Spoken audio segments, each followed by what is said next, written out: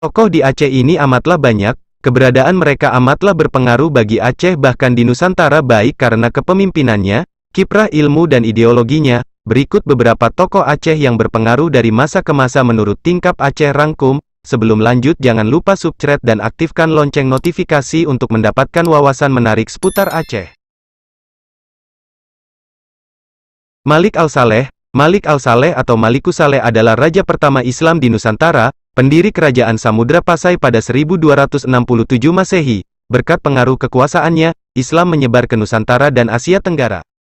Syekh Abdurrauf Asingkili. Syekh Abdurrauf Asingkili atau lebih dikenal Syiah Kuala, merupakan ulama paling menonjol dan berpengaruh pada masa Kesultanan Aceh Darussalam pada abad 16 Masehi dan menjadi mufti kerajaan Aceh. Murid-murid beliau banyak menyebar ke seluruh Nusantara dan Asia Tenggara.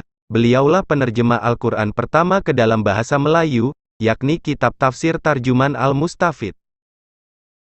Sultan Iskandar Muda. Sultan Iskandar merupakan sultan ke-12 dalam kerajaan Aceh Darussalam, sekaligus keturunan terakhir dari dinasti Mekuta Alam, Perkasa Alam atau Sultan Iskandar Muda, yang bertahta pada 1607 hingga 1636 Masehi merupakan raja terbesar Kesultanan Aceh Darussalam. Sejarah mencatat, ia membawa kerajaan bercorak Islam di bagian barat Nusantara itu menuju masa kejayaan. Saat itu, kerajaan ini telah menjadi kerajaan Islam kelima terbesar di dunia setelah kerajaan Islam Maroko, Isfahan, Persia dan Agra. Daud Breeh. Daud Breeh merupakan ulama dan tokoh karismatik dan kontroversi bagi masyarakat Aceh. Pada tahun 1939 bersama Tengku Abdul Rahman Gelumpang II mendirikan Persatuan Ulama Seluruh Aceh, PUSA, sekaligus beliau menjadi pemimpinnya. Konsistensinya terhadap penegakan syariat Islam dimulai dari sejak dakwah di masa muda, sampai di awal masa revolusi.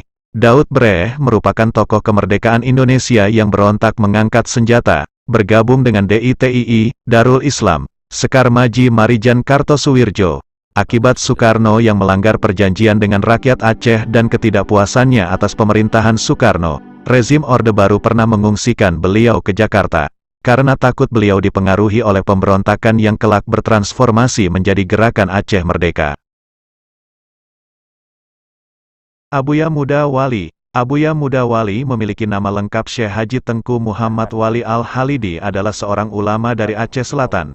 Sebelum mendirikan Dayah Darussalam di Labuhan Haji, sudah banyak tempat beliau belajar ilmu agama. Abuya Muda Wali adalah ulama yang bertuah.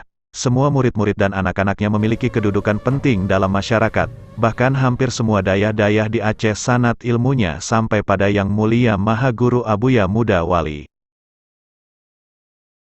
Hasan Tiro. Tengku Hasan Muhammad di Tiro atau yang akrab dipanggil Hasan Tiro merupakan deklarator Gerakan Aceh Merdeka, dan Wali Nanggro Aceh.